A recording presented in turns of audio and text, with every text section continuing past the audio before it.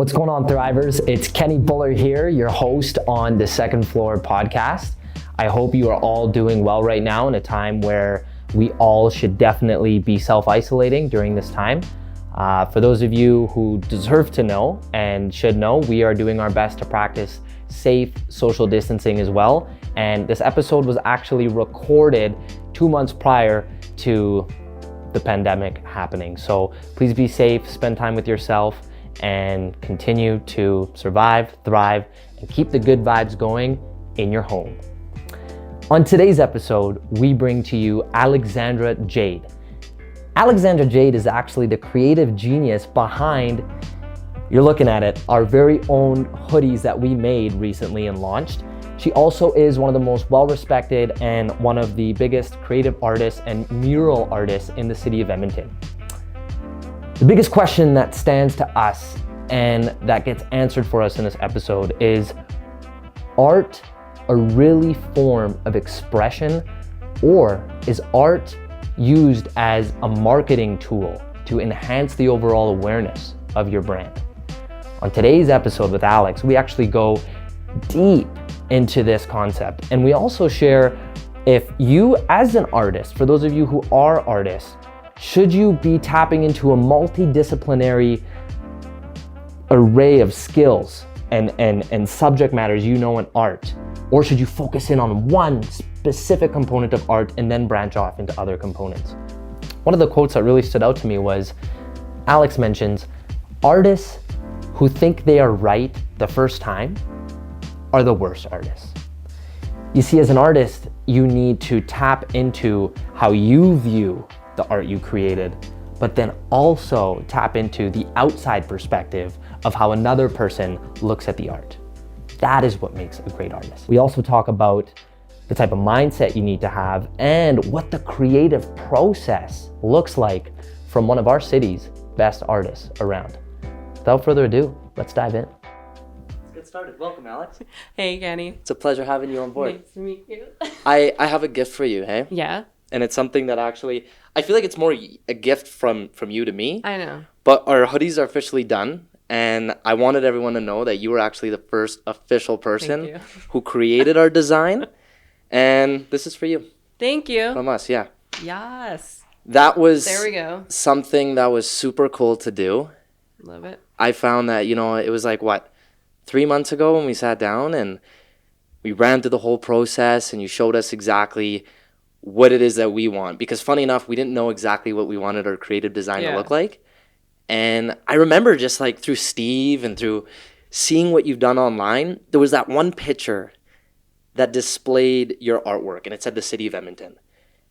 And I just thought to myself at that point, Alix, I was like, if you are someone who obviously cares a lot about the city you're in and like paint that beautiful of a photo, then I can't imagine what you'd be able to do to create what we envisioned for the podcast. Right? Yeah, no, I mean, it was like an interesting, I come from graphic design background, right? So when you guys reached out, it's a service I don't advertise typically, like hand painted murals is my thing. Yeah. But when you guys reached out, I mean, absolutely, we have a lot of mutual friends. Yeah, so it was something I was interested in doing. And I mean, you kind of learned my process when you started emailing me. I think you wanted a different approach to everything, and I feel like I swindled you. No, definitely. That's definitely what happened.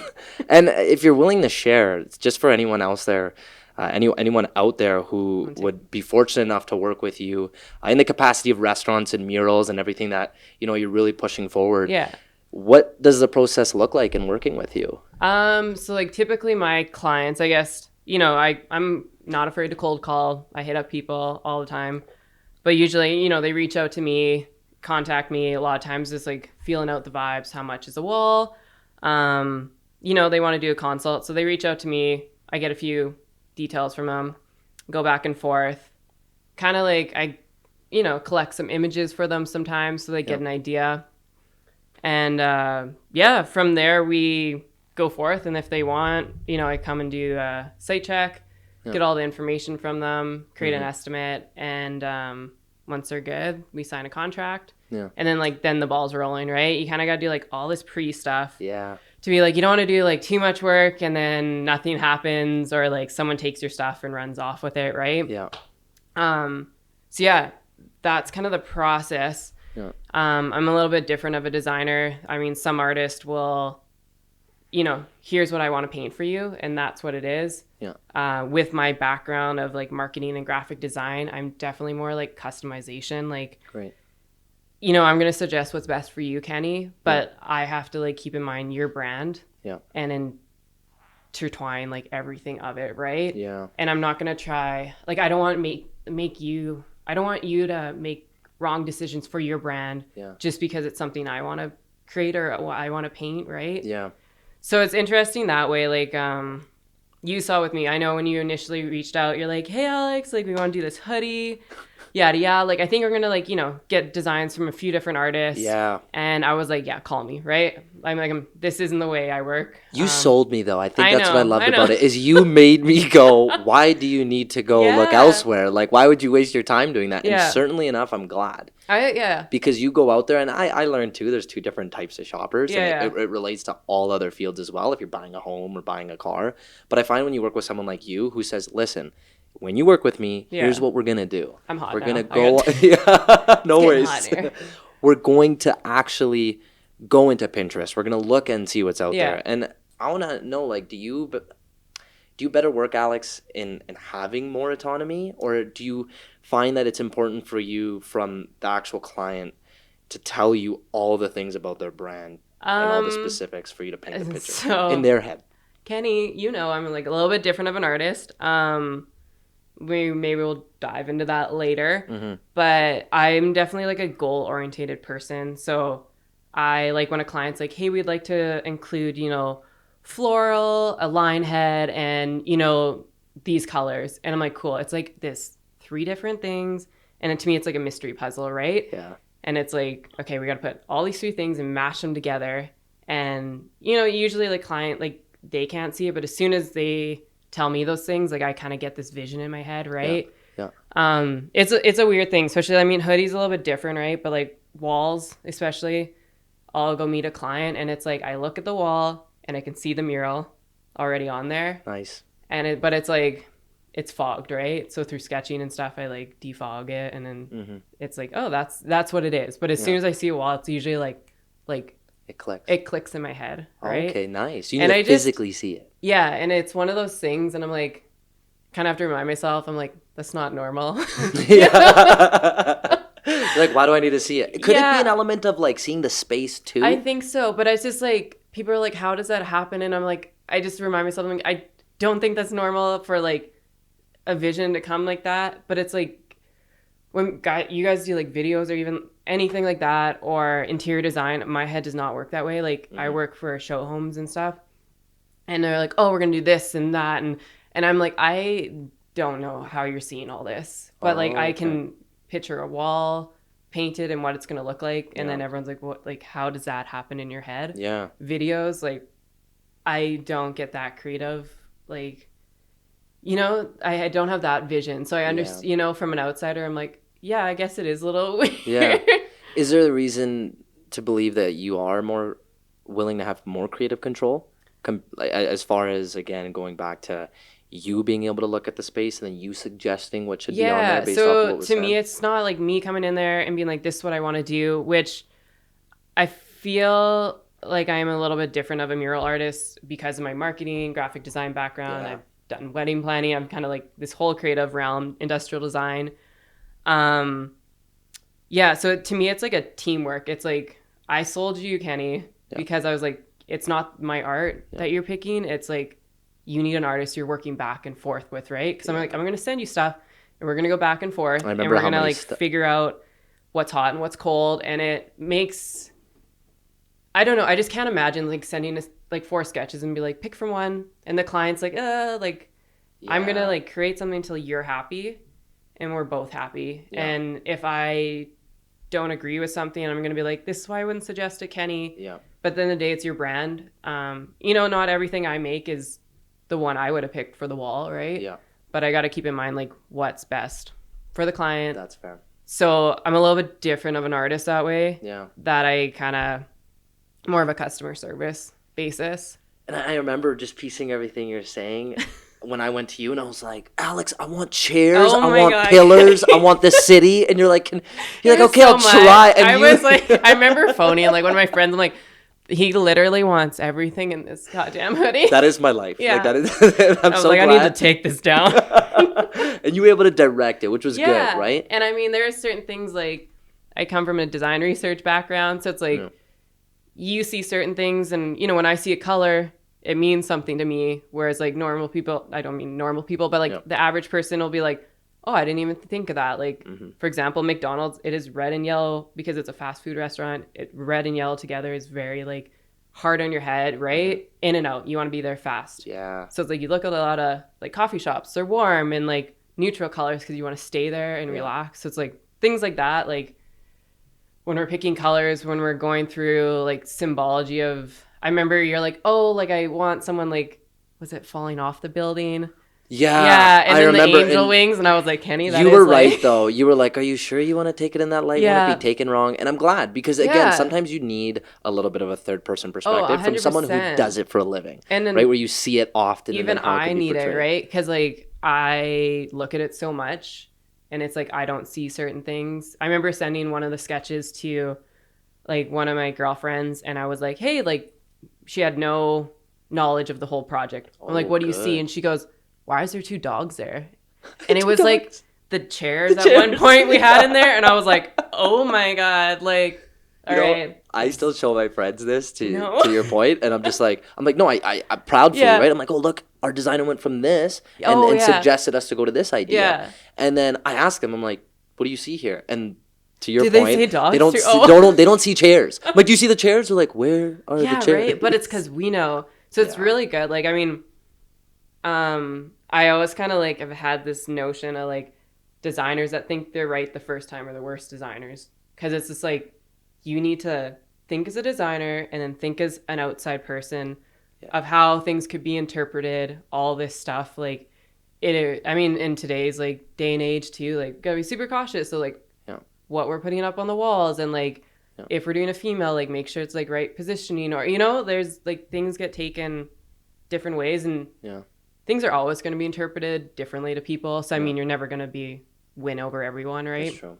And that's unique because I remember when we look back at our process and what you said about, you know, not trying to get it right the first time, you are willing, and for the designers listening to this or anyone who's willing to start stepping into the creative arts as a career, I find it's important to have the patience and the knowledge and the ability to actually go back and forth that many times to showcase maybe a very different design from what it must have been in the first place. Some artists are like, well, definitely are designers, you know, and I get, and it's usually because they've been scorned, right? They'll be like, we have 4 flip arounds, right? You know, like I'll send it to you and there's only 4 back and forths. Cap it. And if there's more, I'm going to additional charges, right? And I don't work that way just because, you know, I don't want to say I can't be creative every day, but sometimes I like stare at the sketchbook, I stare at the computer, and it like doesn't come. And I can't think of anything. Oh, yeah. You know, and then I'll just be like somewhere randomly, I'm like, that's like, it just comes. It's like an epiphany. Oh, okay. It's really weird. Yeah. It's, so, you know, like I'll keep sending stuff and I'm like, you know, I'm trying to break through like what doesn't work and what does. And sometimes you got to like put stuff on paper and just send it to them. Yeah. But I mean, if I'm having a funk, right? Like why...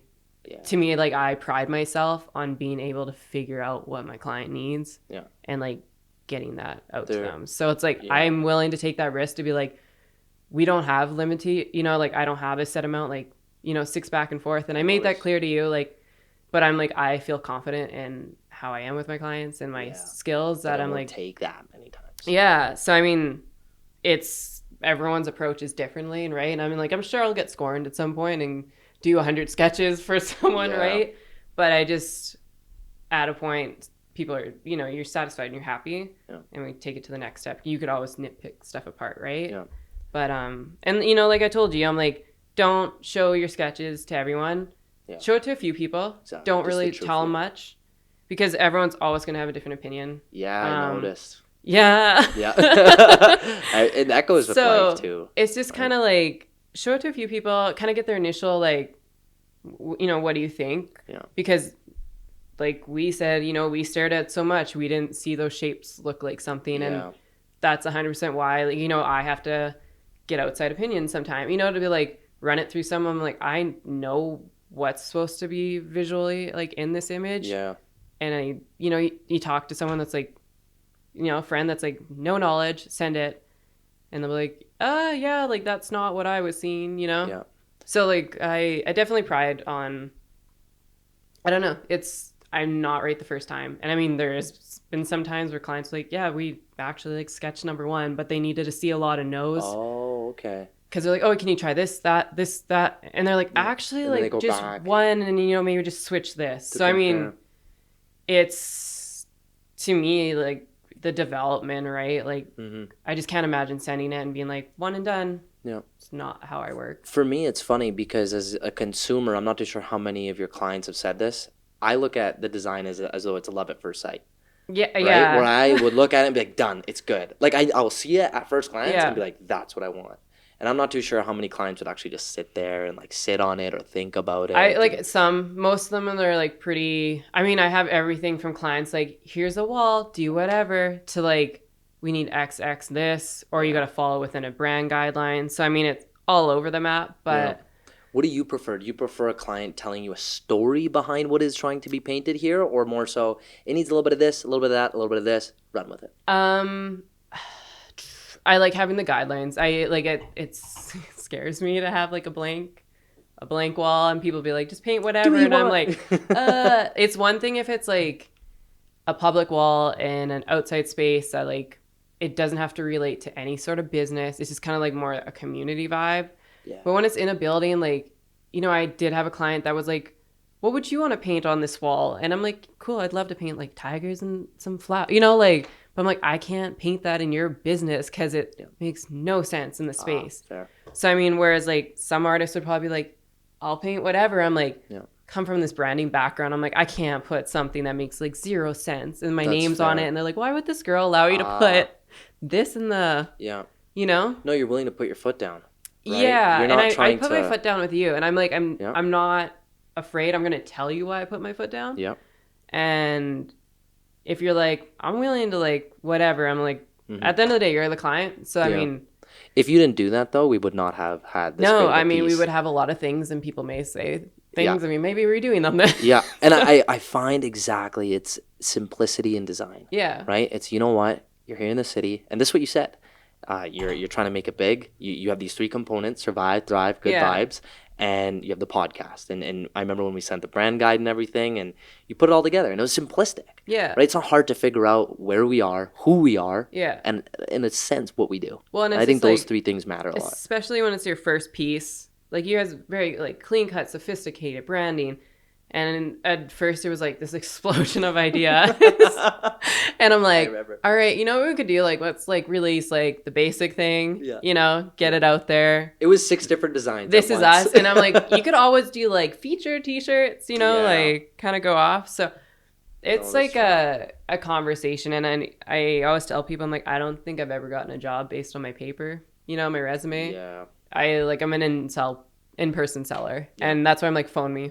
Yeah. Because, you know, some people just aren't willing to, like, clients aren't willing to talk or meet with me. And I know, like, personality is a big thing. So I, like, when I was in school or whatever, I remember this conversation between, like, I was in university at the U of A.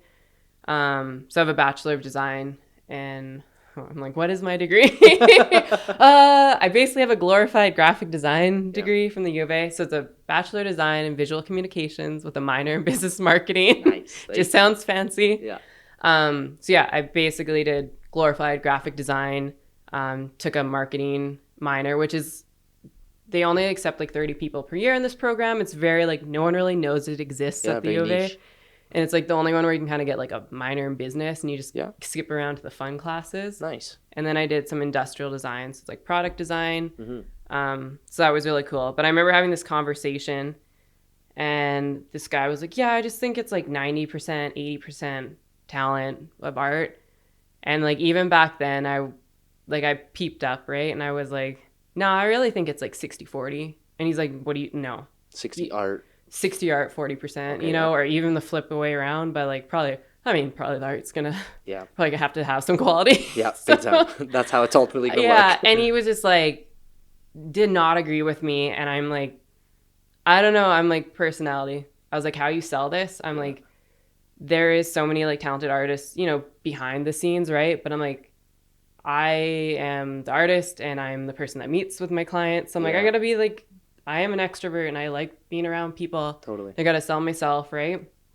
But yeah, the 60-40, I always like, I'm like, even back then, and I believe it more. And maybe it's like I used to serve and I used to work at a coffee shop, and it's just like, okay, the better you serve, the more tips you get, right? And the personality, like, it's all. It matters so much because you're not only selling your art, you're selling yourself. Yeah, exactly. Right? Like, they're meeting you, they're communicating with you, Yeah. they're picking your brain, like, literally. The ideas are coming from your headspace. Even like, once again, back 60-40, and this is such like, I'm not even like a big Justin Bieber fan, but it's a great example that everyone knows. I'm like, I'm not dumb. There is thousands of more talented artists out there than me, and I'm full on admit that. I feel like I would be very naive to be like, I'm the best, you know? I'm not dumb. There's like thousands of talented people out there, right? And I'm like, just Justin Bieber, same thing. Like, what, talented kids that were young, someone just came across them on YouTube, right? Yeah. And opportunity. And I'm like, there's probably thousands of other people that sound like him. Yeah. But it's just like, takes like that one thing. Yeah. And like, he obviously, you know, had that charismatic personality, could sing good too, but it's just like, I don't know. I like full on believe it's not just, you know, some people do they're behind the scenes, they sell their art, they don't really meet with clients because people are buying their canvases. But I'm like, I'm definitely more of an in-person, and like, I think it's a 60-40, and I full on believe that, like, I have some talent, right? Yeah. And, but it's just like how I interact with my clients. Like, it's a conversation. It's a value add. Yeah. And I mean, a lot of people know me for like the lululemon chalkboards. Yeah. If you creep back long enough on the Instagrams. So that's kind of like how I got my start. So, you know, a friend of a friend was like, hey, like, someone's like, they're looking for someone to do chalkboards at Lululemon Southgate. And I was like, oh, I don't even draw. Like, university, I'm like, I don't know. Kenny, should I dive into the anti-artist conversation? No, absolutely. Well, I want to just add to that and then get you into the anti-artist portion, right? But just to, you know, really go into the concept of when an artist is so busy trying to, let's say, get really good at one thing, do you believe they should continue to make that their craft? Like Justin Bieber, like, not only did he sing, but he was also putting out there that he was doing drums, that he was doing the guitar, and he was putting it out there, and he was digging deep into multiple components of music. Yeah. So for an artist today, like, I just want to ask you before we get to that anti part, like, do you find that they is spreading themselves out too thin necessarily a bad thing, or do you think they should be creative in multiple different things? I mean, like, I'm a multi-artist. Like, I call my company, it's like a multidisciplinary art and design company, right? And I say I specialize in hand-painted murals. So, like, hand-painted murals, my main thing. That's what you know, if I could do one thing, that would be it. But I do multiple other things, right? Yeah.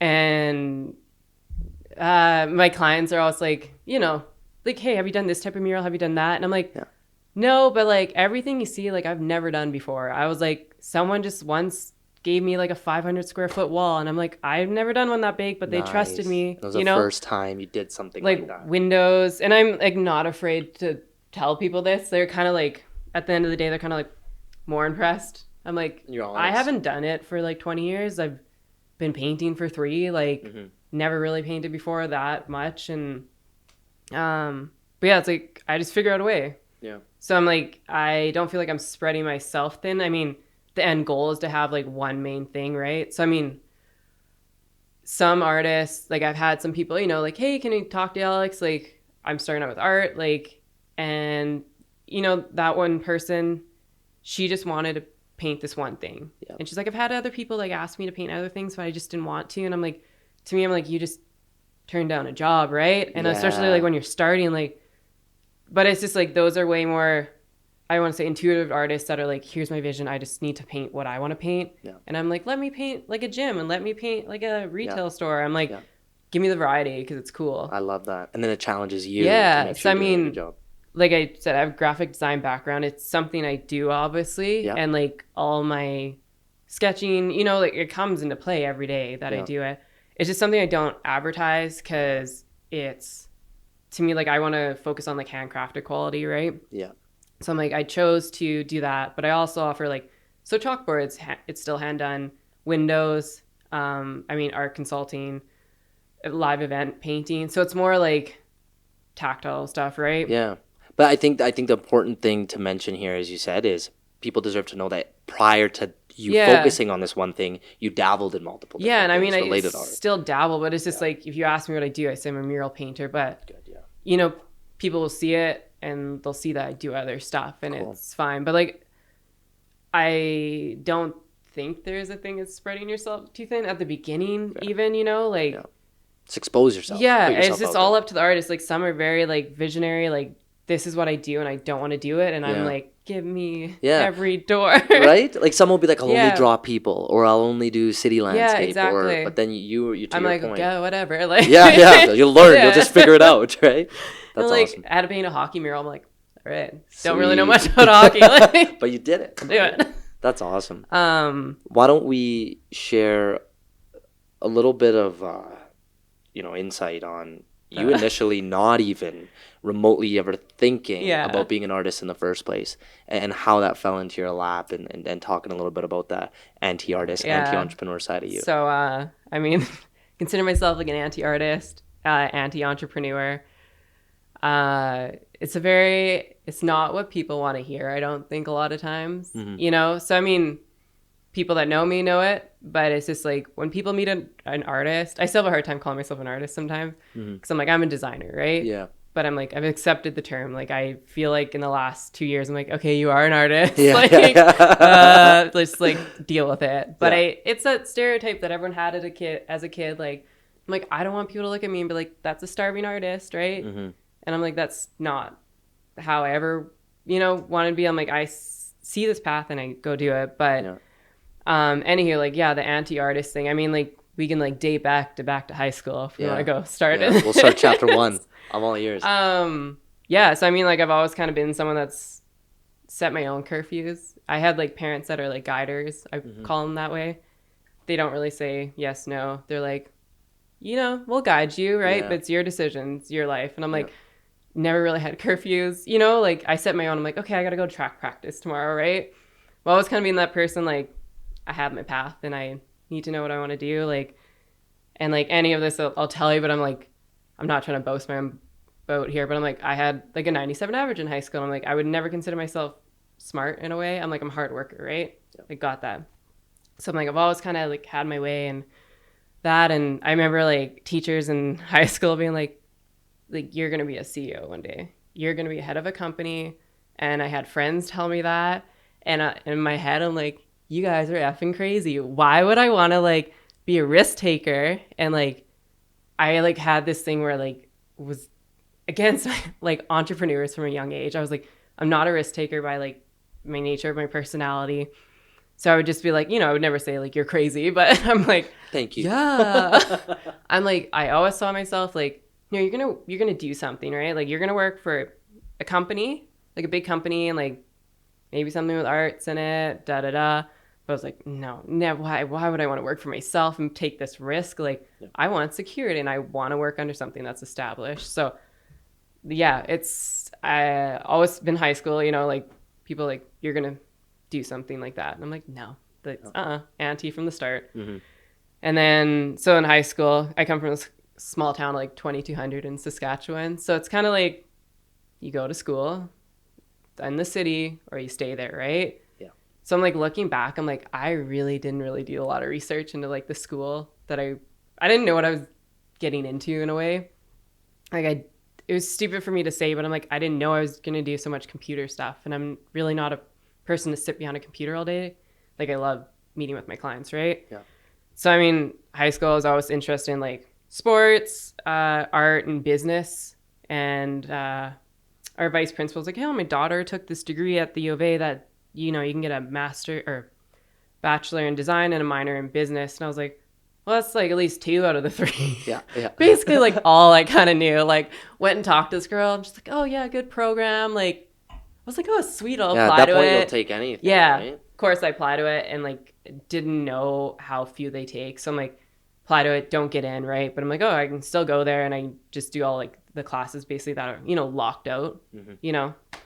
So anywho, like I go there and I'm like, never really consider myself an artist, more of a design, you know. I didn't know, like, I don't know what I thought I was getting myself into, but I'm like, I feel like you should be like an art director, you know, like that's, you always like, I want to be at the top, but I'm like, there's so much crap I have to do to get to the top. But all these jobs I didn't want to do, like I'm in school and I'm in these classes and it's okay, but I'm like, you know, I have friends in school, but I not getting along with a lot of people, like very different personality types. And I'm like, you know, what is going on? And I'm like, I tell people, I'm like, I had my like life crisis at 20 years old.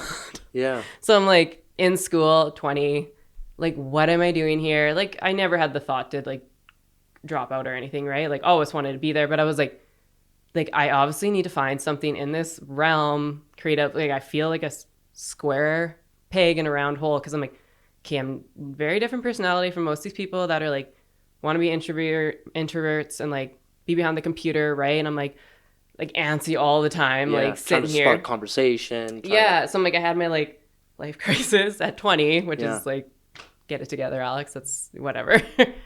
So anyway, I just remember being like, I got to figure this out. I just got to like find a job, you know, something like a goal, like, oh, this is kind of like creative realm I need to get into that's like going to fit my personality type, because there's more focus on graphic design. And I was like, I cannot be stuck behind a computer all day long or I'll go like mentally insane, right? Yeah. Not my thing. So yeah, I started doing some research and like, I was like, ooh, like event planning, that's kind of cool, looking into it. And I'm like, I'm just going to email a bunch of them. Yeah. So like email a bunch of event planners. And I don't know, maybe 10 plus. And sure enough, the only one that emailed me back was she's one of the most popular ones in Edmonton. And, nice. You know, so I like kind of was like, oh, like this is way more my personality. Like, cool, I have this degree in like graphic design or whatever and marketing. But I'm like, maybe event planning is more my thing. Like talk to people, but it's creative. And I can bring all these aspects of like my brand background and all this stuff. So I kind of did that. I did like wedding planning. For like 2 years, like in the summers and springs and stuff. But anyway, having this like life crisis at 20, like I'm like, okay, event planning. And we had to do this research paper. And I don't know how I got on the topic. It was basically like, do a research paper, like a design thing, and basically like, you know, sell us on it, you know, present it in front of the class. And I got into like personality typing. And I don't know if you're big into it at all. That's associated personalities. Well, it's like Myers-Briggs and stuff. And like companies do it a lot. And I mean, I kind of did it. I mean, there's thousands of those out there. And, you know, some people read them and they're very in tune with them. And I think it was just like a time in my life where I needed to read something and like understand myself. And I was young. Especially at that age. Oh, right. And I'm like, you know, you read everything, but it's just like, oh my God, I took this personality type and I'm like an ESTJ. And I read it and I was like, oh my God, it's like reading like the book on Alix. Like, this is what's happening. Like, that's me. That's me. It's like reading a horoscope that's accurate. Right. You know, and you're like, I don't want to delve too much into this, but like I said, I was young. And I'm like, that's kind of like what I needed at the time. Yeah. And I was like, oh my God, like I kind of always thought I was an introvert, but I'm like, no, I'm an extrovert. Like I need to be around people, like a sensor, thinker, and a judger. And I'm like, look under reading this and it's like recommended jobs, like a judge and like all these very black and white, most unlikely jobs, artist, like graphic designer. And I'm like, of all things. I'm like, this makes a lot of sense. Why I'm like having this like mental breakdown and being like, is this me? Is this not me? Yeah. Like, why am I not fitting in here? And like, I was like, oh my God. And all these other people, I'm like, that's what personality you are. And like, that's why we don't click. Right. Yeah. So like I said, not everything is ruled by those, but it was that point in my life. I'm like, I just needed to learn about myself. And it was like, that certain thing kind of kicked, like, take a look at yourself, figure out like what the fuck your weaknesses are and what your strengths are. And like I said, that personality type, I mean, there is people that are artists. I am one now, right? Yeah. I have beat the odds. Hence why this entire time you said I just couldn't accept saying artist, but I have to. So I'm always like, I'm a designer. And it comes from that notion, right? Once again, like people are like, a starving artist. And I'm like, nay, like I will. Totally. Yeah. But anywho, so I kind of like had that time to like learn more about myself and intuition. You know, most people, it's something you think artists should have. Yeah. And that is like one of the big personality traits of that an ESTJ, that's like the weakest. Yeah. And I'm like, oh my God. Yeah. Like, you're an artist. I'm like, that is why like I'm having so much hard time like deciding things. Yeah.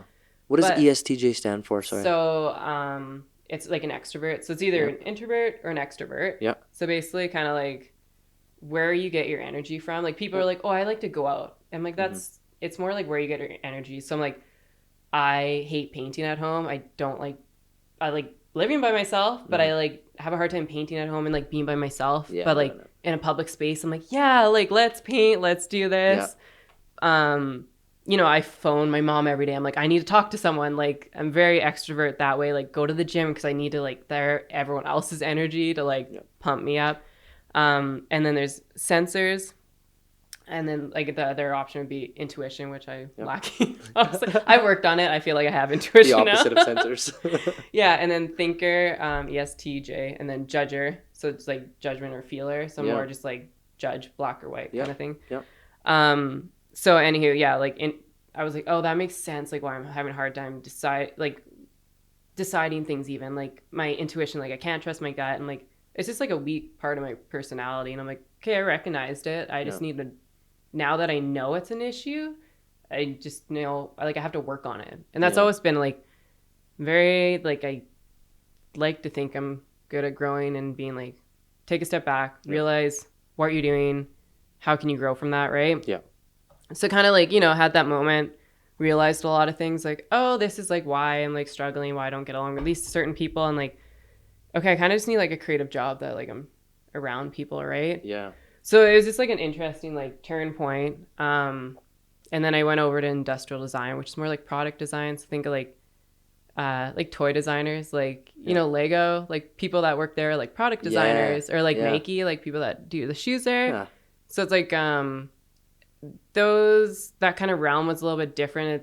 You're more project based, you're more talking to clients. So it's like, it's a very more like suiting for my personality, but yeah, anywho, like kind of like found out more about myself, and it like definitely helped kind of be like, okay, this is your strengths, these are your weaknesses. You're definitely like, you're fine to be in this creative realm, but like know what my strengths are and like use them, right? That like most artists, that probably isn't their strength, right? Yeah. So it's been interesting like finding my way with that, and I'm like, I feel like now I found like this like path where I'm like I can be creative and I talk to my clients, and it's just kind of like I like that back and forth. Yeah. So I mean, there's my like anti-artist. Like I avoided painting classes. This is like it makes me nervous just to tell people this.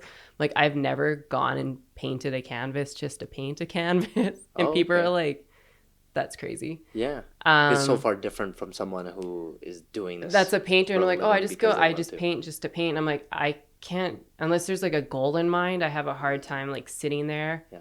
Like for you, there needs to be an objective. Yeah. Like, right. Why am I doing this? Like I said, personality. I'm like, that is like full on like structure. Yeah. Right. Yeah. Big time. And I mean, going back to university once again, I had these professors once tell me, I mean, don't quote me, it wasn't exactly what they said, but along this line, they're like, your organization and structure is going to be like your greatest downfall as an artist.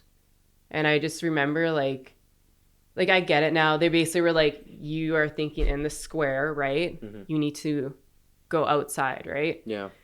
But I remember like phoning home, and like back then I was like stone cold Kenny, like I never cried. And then I phoned mom. I'm like, I literally just got shit on for something I got praised for my entire life, being organized, being punctual, being structured. And they were just like, that's going to be the end, like basically the death of you, right? Like, and I'm like, looking back, I'm like, yeah, no, it's something I have to be like, get outside the square, Alex. And it's like a constant reminder, just because I am a structured person. So it's so interesting you share that, because that brings me to a moment to kind of relate to you. Yeah. Where you get a moment in your life where you feel like you've been fueling off your strength, you've been living by it. Then someone goes to you and looks at it from a completely different lens. Yeah. And says you need to kind of change it if you wish to grow in your life. Well. And there was this time in my life to relate to that, when I don't think I ever even said this on air, and I hope I'm not repeating myself. That's what I was worried about, right? I'm like, I haven't heard it before. So no, exactly. There you go. That's what matters. But Alix, I remember I was sitting there with my, she was our senior ambassador counselor when I was on the ambassador program in university. Yeah. And ambassador's a pretty word for you're helping out the first year university students, yeah. just showing them around. You're doing a lot of volunteering opportunities. So when we broke out into groups and we did a lot of like workshops and we did things like playing Lego together, like just simple things of team building exercises to emulate what that looks like in the workplace. So she said that, Kenny, do you know why when you're in a group setting you get slightly frustrated or you feel like what's happening isn't matching your desired need for it? And I'm like, felt like she's like reading my mind. I'm like, like, no, I don't know. This never happened. Right? And she goes, well, Kenny, we know you're extroverted, right? I mean, you could say so, right? And I'm like, yeah. I'm like, I'm high energy. Never tell. And she's like, yeah, well, you're up here. And you go into a room, and I did this purposely. I set you up with a full team of introverts. Yeah, no, that's me in school, right? Right? Like, yeah. Everyone's here. And what you're trying to do, Kenny, is you're trying to get everyone to your level. Mm-hmm. And she's like, at the end of the day, you got to understand that that's never going to happen.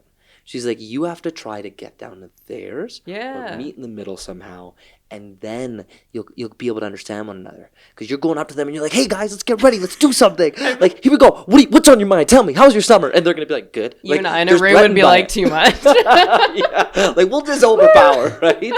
But like, why I say that story is because it just reminds me of your case where like you get rattled by it at that moment. But could you say that after you got that advice and maybe some of the changes you made, you almost appreciate that moment now? I appreciate it. I just remember it being like, once again, everyone else was like, here's like the realistic box. And they're like, and I'm like in it. Yeah. So I'm like very opposite. And like you said, you realize what other people are and you're like, oh, we're just different. We need to communicate differently. You know, like. How did that communication change then? Like, what were some of the, let's say, changes you implemented, even to this day, where you're kind of glad you did?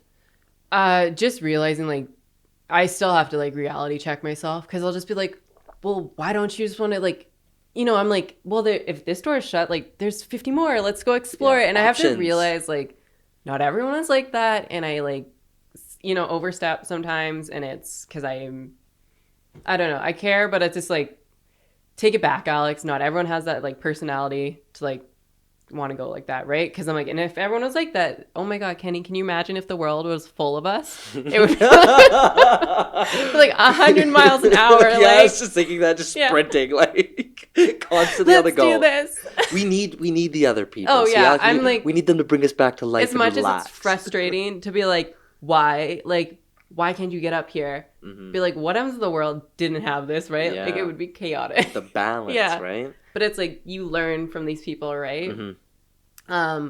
I think just approaching it and like, and once again, it's just dumb things that I should realize, but it's like how you should talk to someone that like is an introvert or, you know, certain ways.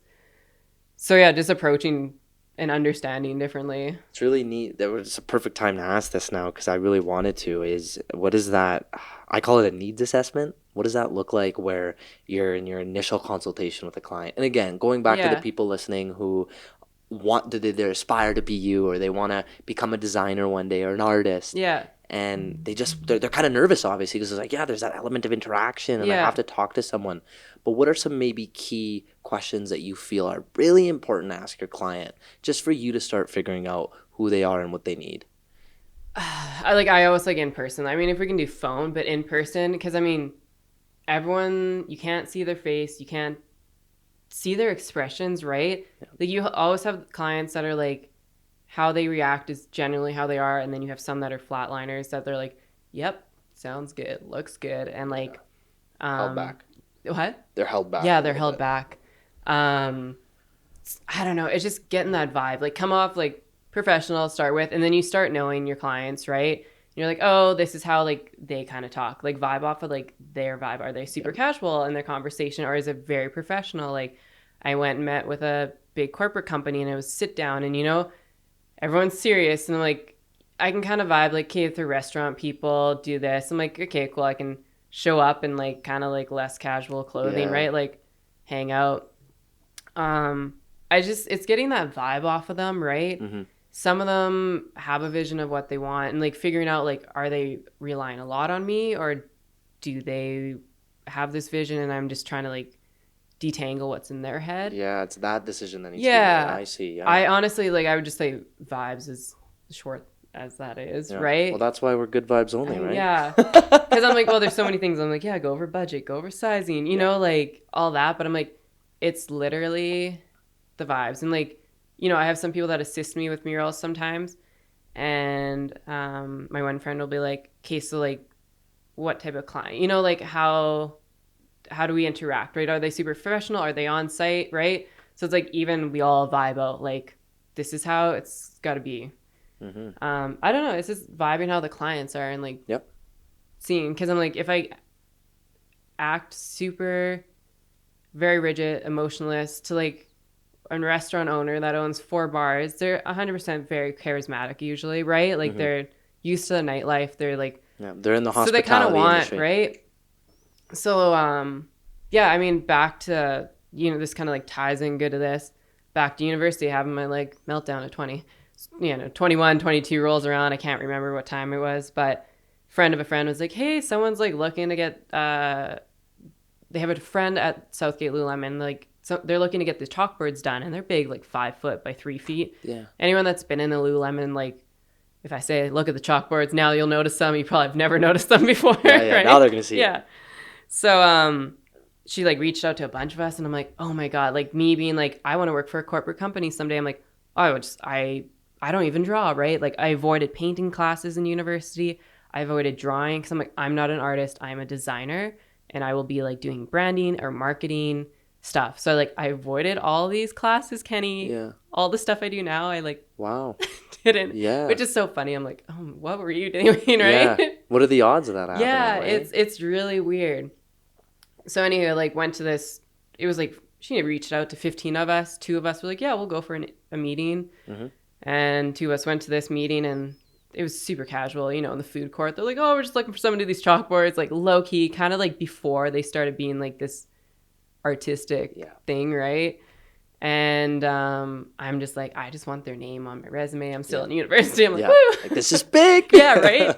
Talk to them casual, and they're like, so like, you do any illustrations? I'm like, literally, I'm like, no, I have like, I'm like, here's some digital like work, like graphic design. So you ever done chalk? No, like I've never done anything in chalk. I was like, but like, trust me, like I'll figure out a way. I can do this. Yeah, wow. And then other buddy that was there interviewed, like he's like an illustrator. He's big into type. Like, here's all like my 50 pages of like, I'm like, cool. Right? Oh, wow. Just as far as who you're competing against? Yeah, kind of thing? But part of me was like, I don't know. So anywho, they were like, this is what we can offer you. Mm-hmm. And other buddy was like, nope. I'm not okay with that offer. And I'm like, yay, Lululemon, right? Nice. I'll work for you. So I started doing these chalkboards at like Southgate, and I just kind of like, I didn't really think much of it. Right? Like, cool, doing these chalkboards, post them on Instagram. And then I remember the girls being like, you know, you need to like, you should probably take your Instagram from like private to public. Yeah. Like people want to see the stuff. Definitely. And I'm like, okay, like I guess I just like, people, you know, this like kind of maybe back 2012, 13. Yeah. Like, I know Instagram was around, but I was like, ooh, like... Before it was meant to be like, show what you're doing. Like, random people, like, seeing photos of myself, from across the world, maybe. Like, oh, that's kind of creepy, but whatever, right? Yeah. And so anyway, like, you know, published my chalk art, right? And I'm, like, figuring out how to do this style, like, you know, what works best with the chalkboards. And I think at Southgate, I was doing, like, 3 boards a month. And then, I mean, spitball here, like... Fast forward, I think I had all the stores in Edmonton at one point. I had some in Calgary, I had Red Deer, done in like Maui and stuff too. So just kind of like weirdly, I've done over like 100 and some for them. And obviously that didn't turn into a one-off because of how artistic you are and what you did on the chalkboard. You mind, for any audience members who haven't even seen or know that the chalkboard exists, like what did you do to make it so beautiful that they're like, you got to be in all our stores? Well, I mean, like I look back and I'm like, you know, it's like anything. You guys probably look back at the first podcast and you're like, oh shit, change this, change this. Yeah, right. Like, I hope no one scrolls that far back, right? I think I just found a way, like, it's to make it pop, I guess. Mm-hmm. I picked up on this like when I was doing like fine art class, like we were forced to do some fine art classes, trust me, and like It's mandatory. oh my god, back to this, like we're in a fine art class. I was literally like the fucking lowest person. They're like, and I remember the prof being like one day like, Alex finally got it. Can we look at her picture? Like she can finally draw. And I'm like, Yeah. I still like to this day I'm like, I can't draw. I was like, I can paint. Yeah. I like draw me a sketch. I'm like stick figure. What is it? That blows my mind though, right? I'm like, oh, like this, like you see this, and it's like one wouldn't think that. Is it just the bigger brush? Is it the ability to? I don't know. Like I can see it, but it's just like even when I try to draw it, I don't know. It's this weird like mental block. I think. Okay, that's fair. I gotta like put shapes together and do this. Something big. You're not gonna settle for the small piece of paper. But yeah, the Lululemon thing. Back to that. They're like, I'm sorry, I'm like everywhere. No worries. I like this. I could work with this. You and I I'm are like telling you. spider webs. People listening are like, these two are like out. We're grabbing all the subjects and we're putting it together. So anyway, like back to Lululemon, I like think back. So I mean, I worked with them probably for 2 or 3 years. And it just kind of like, I was like, yay, working with Lululemon. And like people would assume I work in the store, right? Because I'm doing these chalkboards and I kind of had to work around like my university schedule. I just like go down there and do these chalkboards. Yep. And, you know, people are like, oh, like, where's the shirt? And I'm like, oh, I don't work with Lululemon, but like, let me help you out. Like, it's busy. Size here. And the girls are like, they'd always joke, like, you're the adopted lemon, right? And I look back and I'm like, you know, that other guy, definitely more like talented at that time in that area. And I'm like, I don't think he would have flourished though as much. Just like the personality, like it's a culture. They like me because I fit in, right? Yeah. And it was just like, I'm like, yeah, I'd like being around. It was like my friends. I got to go see like my family there, Sweet. You know, like got to work around them and vibed with them. And yeah, that was like a big realization that like, oh, like I think it is like a personality once again. Personality thing. They liked working with me because it's like they send me like every week. It was like, we're gonna advertise this. Just make a visual of it, you know, like, or we want this kind of style. Yeah, I look back and I'm like, he was more talented. I will, you know, in my eyes, I full on admit. Totally. But I just don't think he would have had the same relationship as I had with him. Definitely. So it's like that definitely like carries on to things. But yeah, and you're asking about like the style and stuff. Yeah. Like what made it different?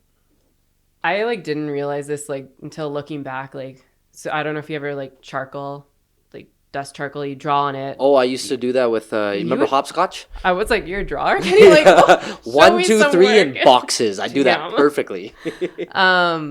So I remember like, I literally I have aggressive personality, like not, you know, I have a strong personality. I'll put it that way, right? Stern. You know this. Yeah. What did you say? Stern. Like I'm not afraid. Shake my hand, right? You'll speak your thoughts. Yeah. Some bold, brash.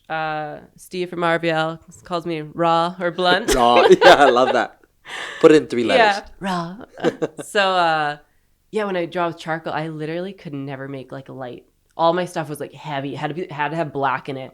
Yeah. Super heavy lines. And like, I'm like, I don't know if someone just said it one day. They're like, your personality is like reflecting of how you're drawing. And even my paintings now, they're like bold. They're very clean cut. Yeah. Very structured. Yeah, definitely.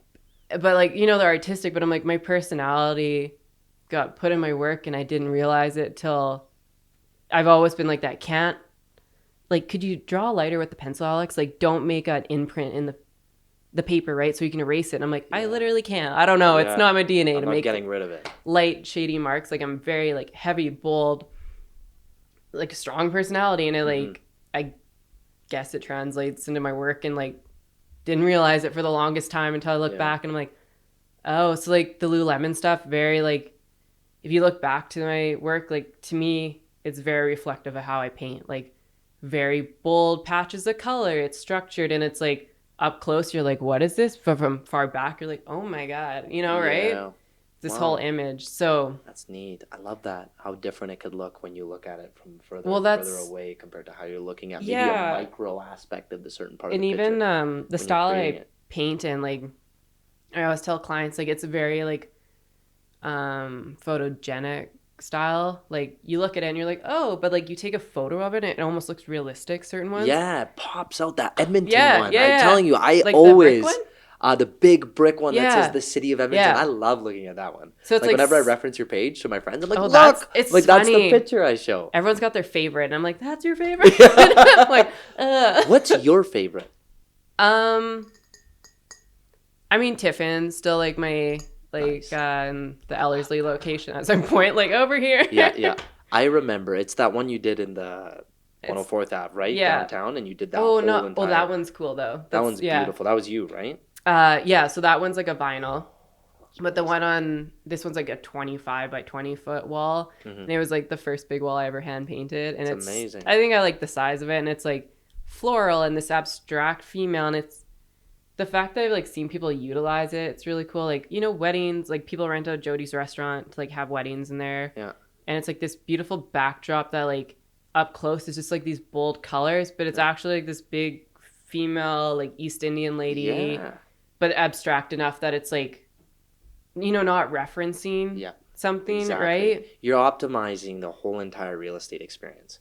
And that's what I just love, Alex, is you are doing something that goes to show that, hey, let's take that wall, for instance. How can we make that pop? How can we get people to go back to a restaurant or even back to wherever that place is for that reason? Well, exactly. And right? I mean, it still boggles my mind, trust me, like coming from a digital background, I'm like, how are we still hand painting stuff? You know, like never thought this would be a thing. And I'm like, it is a thing. And like, I mean, I didn't believe it at the beginning. I was like, oh, like I had 2 walls or this will be a phase. And I'm like, no, there's actually this giant market that I like need to take advantage of.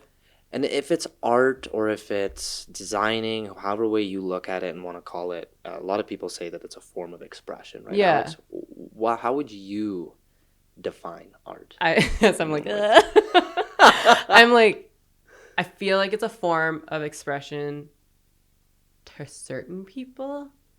To me, like I advertise my stuff. At the end of the day, it is art. It is a mural on the wall. But to me, I'm like, this is a marketing investment. I'm like, you realize it is going to subconsciously and like consciously affect your viewers. Like, not everyone's going to be like, oh my God, the wall made me come back to the restaurant, right? But it's like that atmosphere. If you ever go to Tiffin on Ellerslie, big bay windows, like how they decored it. And it's just like, it's kind of like it's not central. You kind of have to go there. Yep. But there's like 500 plus reviews. Like people go there. It's this atmosphere, right? Mm-hmm. And like I appreciate clients that off the hop are like, yeah, that stuff's worth the money because people are gonna come. Like I'm like, yeah, it's gonna cost you this, but I'm like, you're gonna make it back because you're bringing clients in there. Yeah. So like to me, I'm like, it is art and it is design and like it's a form of expression, like for the company and me, right? Mm-hmm. Because it's not just me pouring myself on a wall. And I just I don't know if like I would ever just full on like hear what I think is best here and what I want to paint. Because I'm almost like, even if it's an outside wall, like what's best for this community? What type of atmosphere? Like, you know, I'm not like a selfish artist in that way. Like there's certain things, I'd love to paint or it's my preference. But I'm like, I take in the fact that like I want it to benefit the community it's in or the real estate that it's in, right? I love that, yeah. So it's a little bit different approach, and I'm sure like I said, it's like an anti-artist. Yeah, totally. Everyone has their why. Yeah, right? like yours. I have a style, but like some people, like I said, just paint floral, right? And that's what they paint.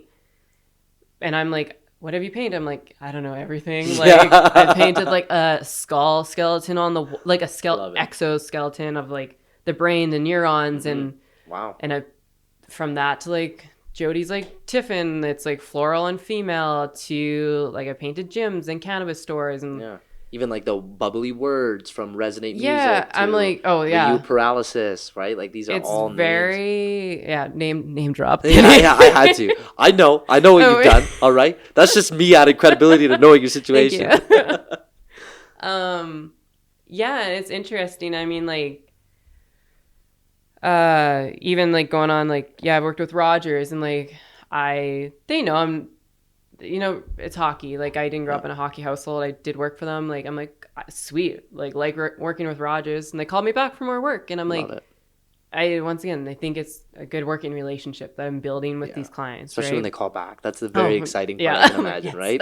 That is awesome. And this goes back early in our conversation. I really wanted to bring this up because I know it's really important for you to clear that headspace. And I just want to know, when it comes to actually doing a job, and I remember when you were saying that you're not going to bother doing work when this up here isn't all that there. Oh, yeah. So what are some maybe things you do, you know, related to art or not, that really just allows you to just, whether it's meditate or your form of expression of meditating, like what do you do to really clear that head to go to work, get it done? I think it's funny. I mean, I look, like, Instagram's like another form of like Pinterest to me, like visual stimulation, right?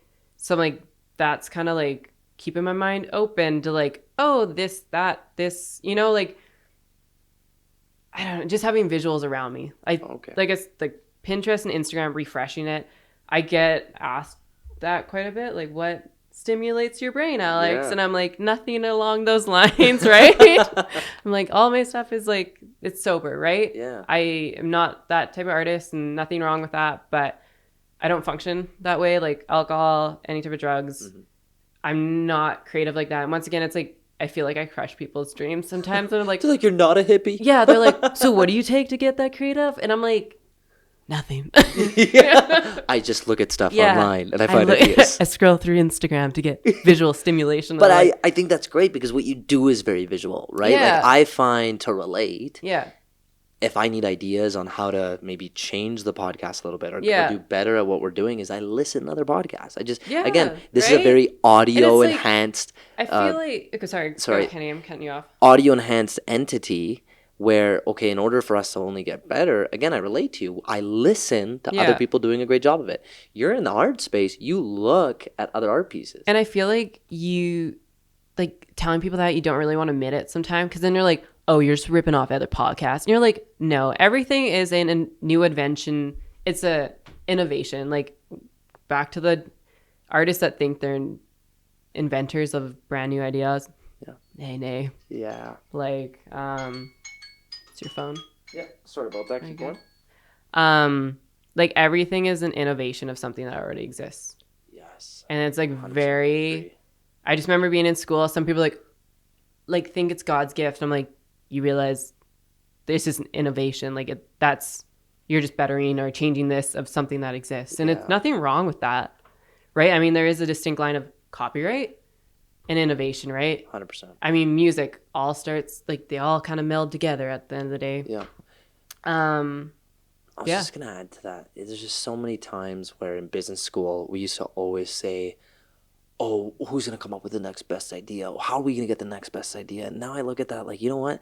That next best idea is already out there. It's just going back to what your point is you add your personality to that idea. Yeah. That's what makes it unique, right? It's like, okay, there's going to be a podcast. We're probably catching the third or fourth wave of podcasts. Yeah. But now it's like, okay, well, it's Kenny and Omid doing a podcast. Yeah. You know, it's Alex being in the art space doing murals, but it's Alex doing it. Yeah. It's your brain. You establish your little route. Are you doing 4?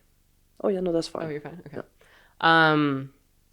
So now I lost my train of thought. No worries. Just ignore the time. Okay. What were you asking me, Kenny? No, I was just, to bring it back to... Sorry, I feel like for people that not seeing this should know that we're drinking water out of martini glasses. I show up and I'm like, is that water? He's like, vodka. I'm like, no. That was hilarious. Your look on your face was like, shit. Yeah, I was like, I don't want to do this. No, I know what's fancy, funny? Though. I was grabbing these glasses and I was like, you know what? We haven't had martini glasses She yet. She looks like a martini girl. I was like, might as well, change it up a little bit, right? No, I figured. I think, funny enough, it crossed my brain. I don't know if one day I'm going to introduce it where I do like a bottle of wine or I actually do like a couple beers. Yeah. Just to, to our point in the beginning to like loosen up a little bit. But we'll see. We'll see if we cross that bridge. It'll all be water though, actually. Just It'll look like it's beer, but like it's just clear.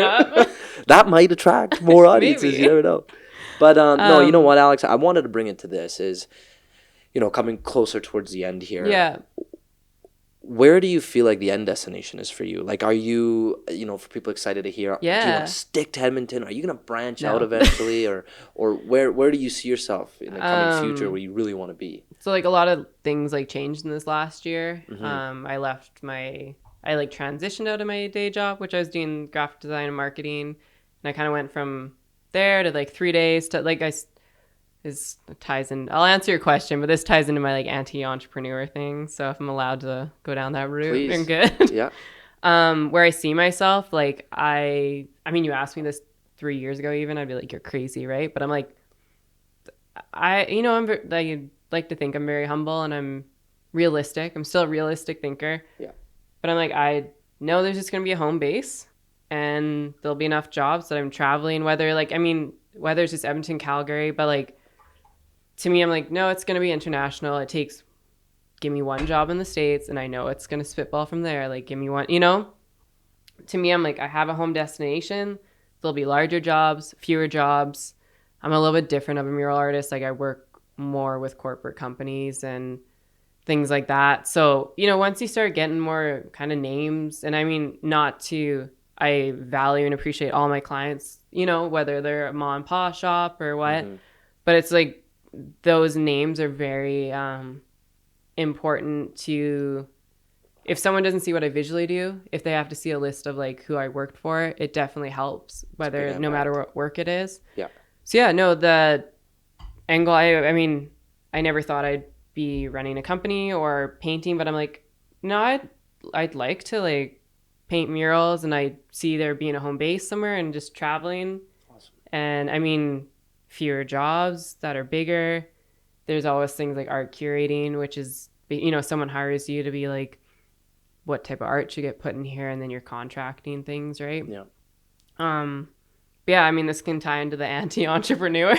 Well, here's the thing that I see is New York City 2025. I see Coca-Cola hiring you. I will get there, but I think you're going to get there sooner because you made the leap to full entrepreneurship quicker than we have, right? We still have day jobs. And that's why another thing, like I acknowledge you for as uncomfortable as it was for you to be like, no, I'm never going to do this entrepreneur stuff. I need security.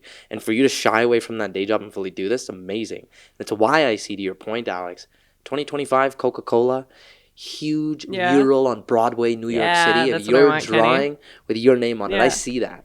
I'll send you a video. Hey, Kenny, remember that time? You better give me some sort of credit because I saw it first. Kenny, you're flying down here. But yeah, this anti-entrepreneur, like I said, in high school, I never wanted to. And then, so we're in university and we got to take some of these business courses, and the one's like strategic management organization. So it's basically a how to be an entrepreneur class.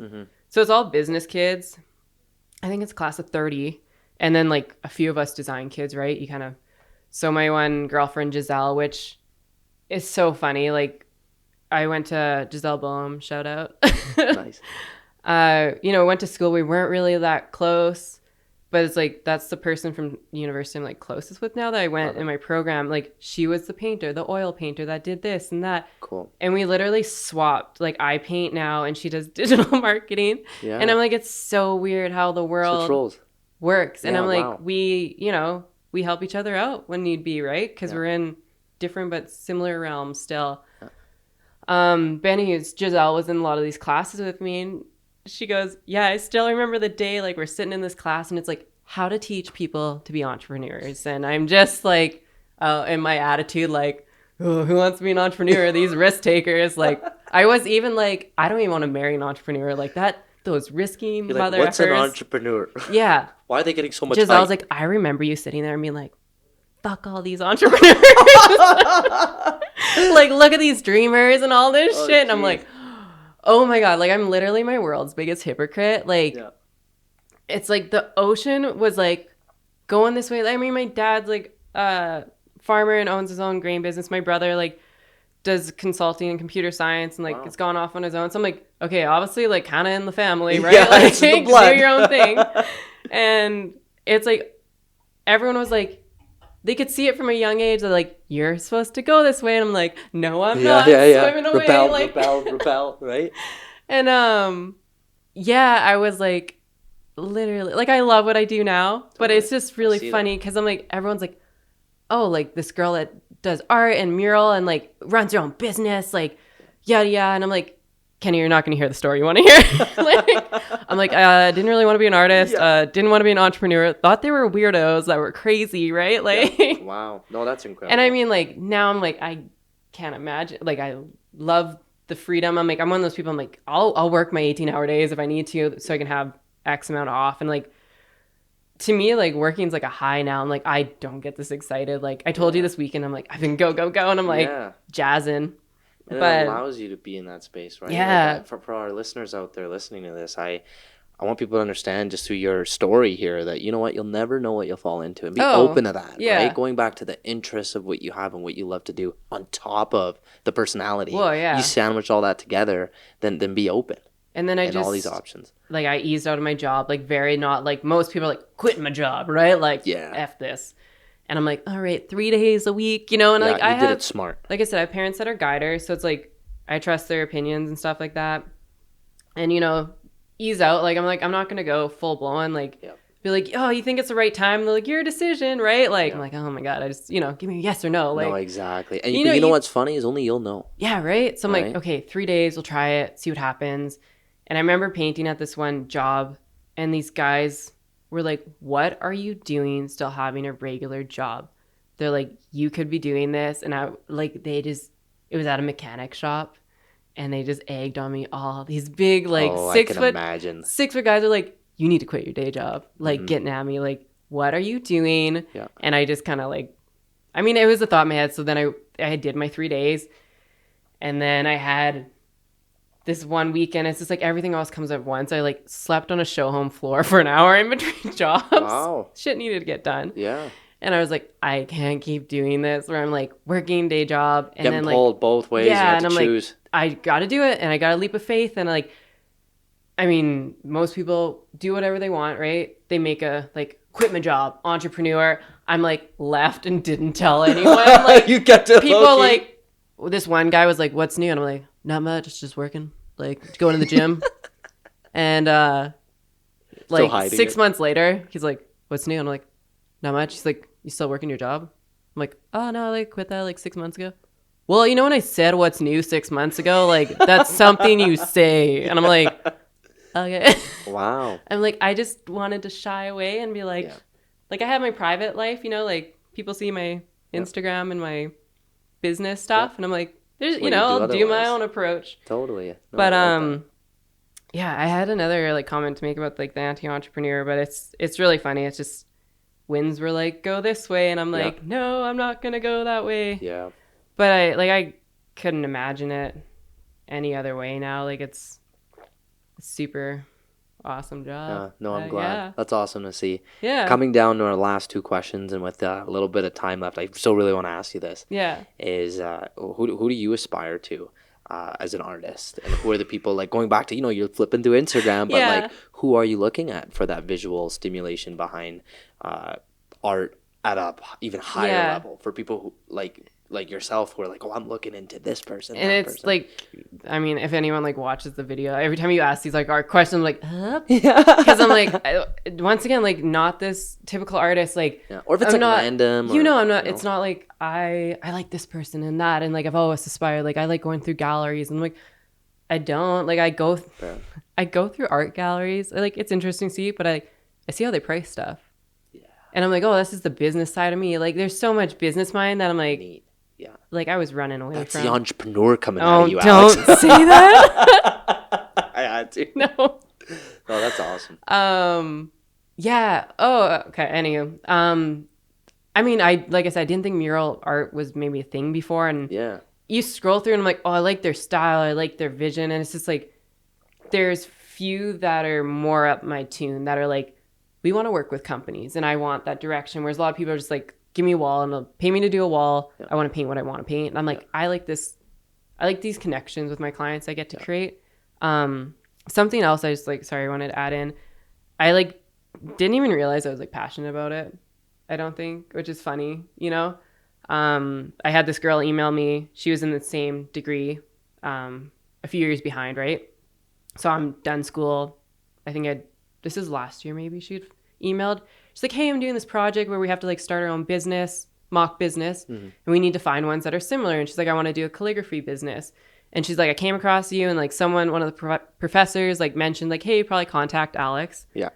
And so she like phoned me, and I'm talking, and I'm like, da da da da da. Like, people that are listening are probably like, this girl needs to slow the down.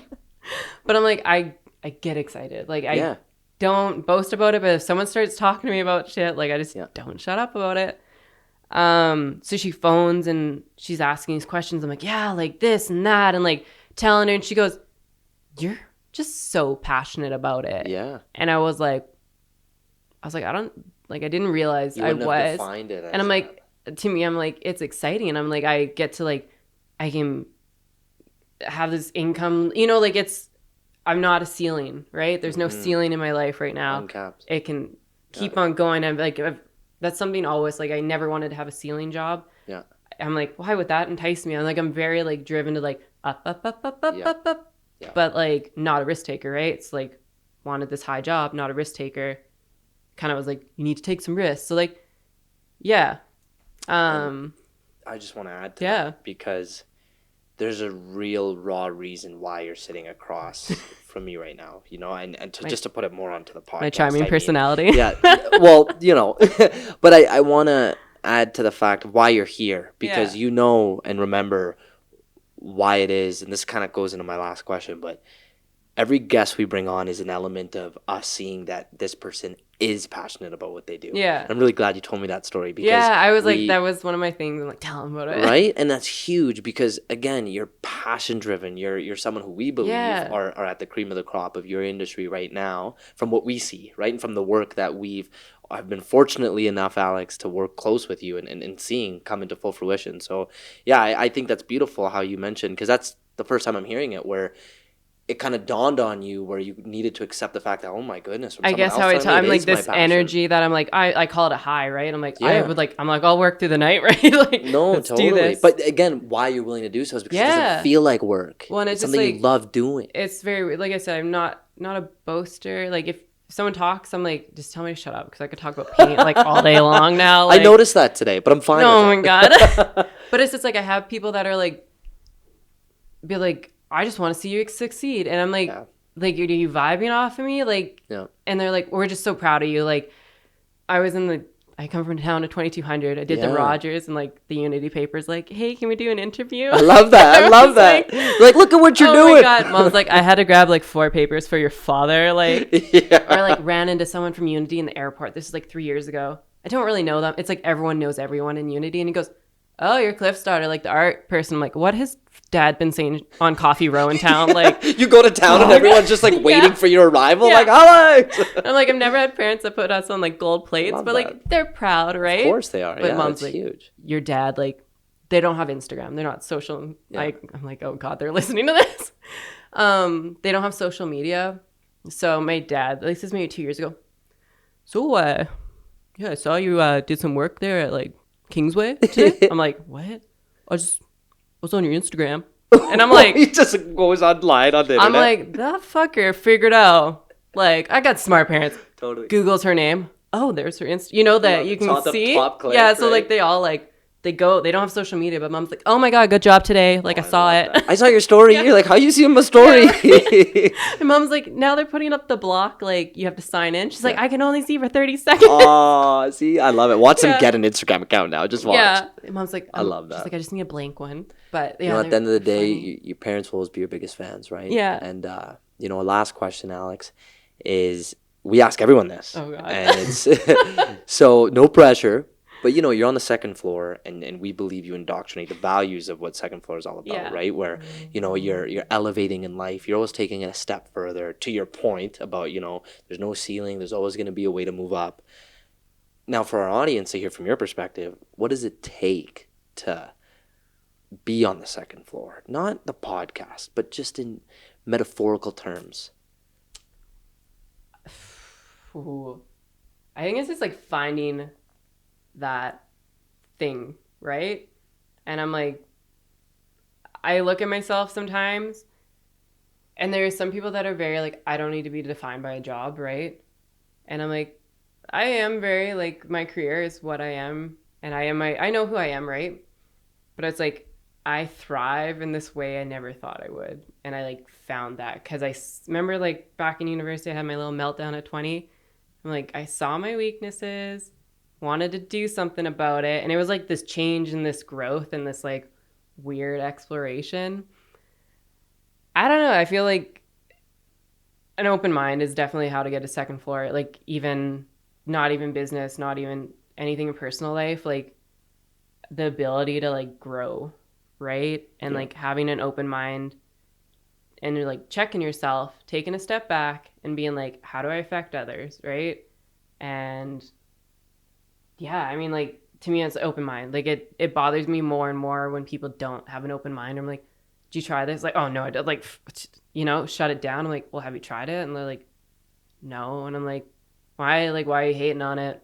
Why don't you go try it? I'm like, you're gonna elevate something in your life. Maybe be like a lesson learned, or like, you know, or growth in a personal or business direction. So like, if we're just getting like in any aspect of your life from like this platform to the next, open mind to be like. It's so funny. My one friend, you know, she assists me sometime. Like, so we're stuck together for 12 hours. The amount of random crap we talk about, Kenny, because we're like painting and you're like staring at a wall. We're like, hey. And I'm like, open mind. Can I tell you something? You're like, yeah, listen. Right?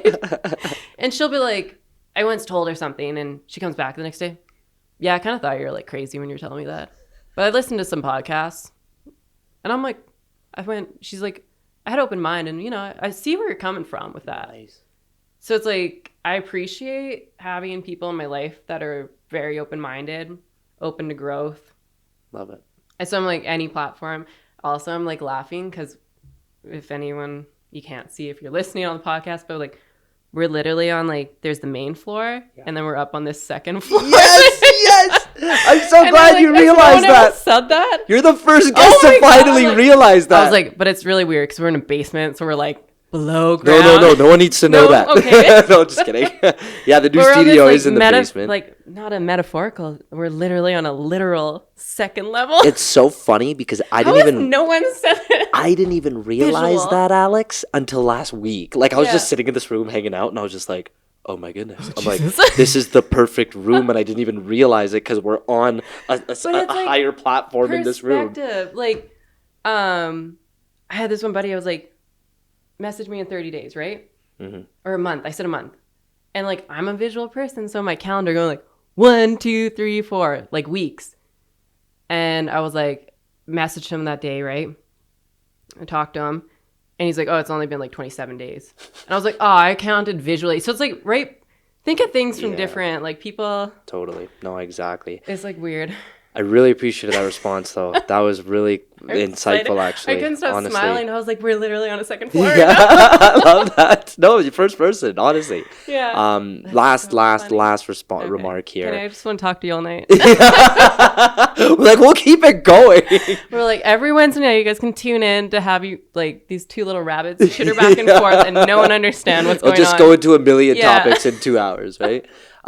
Where can people find you, Alex? You know, after listening to this and really getting to understand who you are behind the mural, and obviously people having a vested interest in following wherever you mainly are online, where can people find you? So my Instagram's like still the biggest thing. Websites there. So my Instagram's Alixandra Jade. So ALIXANDRA. Nice. Jade. Jade. Gotta get the spelling right. Right. Spelled with an I, a little bit different. Yeah. And basically, if you Google my name, even with the word, my name will pop up with anything else after it. If you type in art, type in mural. So website's alexandrajade.ca and Facebook's Alexandra Jade Art and Design Co. So the whole name. And I mean, you can find me wandering around Edmonton, working out at the gym. Nice. So that's happened to me. Yeah, Kenny and I saw each other earlier today. On the same day. Yeah, and he even shaved his beard off. He was getting fancy. I did. Yeah. I had to look the part. I couldn't recognize you from far. I was like, who is that? I had to do a double striking young man. No, thank you. Honestly, Alex, this has been a huge pleasure. Yeah. You definitely, everything from what you said, without even, I'm sure, trying to, is, you honor everything that we are trying to represent here on the Second Floor podcast. So thank you for talking about how to survive. And how to thrive and how to keep the good vibes alive. Yeah. Thanks for having me, Kenny. I can't stop smiling, and you're smiling at me, and I'm like, we're like two little giddy, like, I'm just so happy. Adults, and I'm like, I'm in a tank top and I'm really hot and you're in a hoodie and I feel bad for you right now. No, that's fair. And you know what? That's a wrap. You're surviving in that hoodie. Definitely. Thank you so Okay, much. thanks, Kenny. Appreciate it.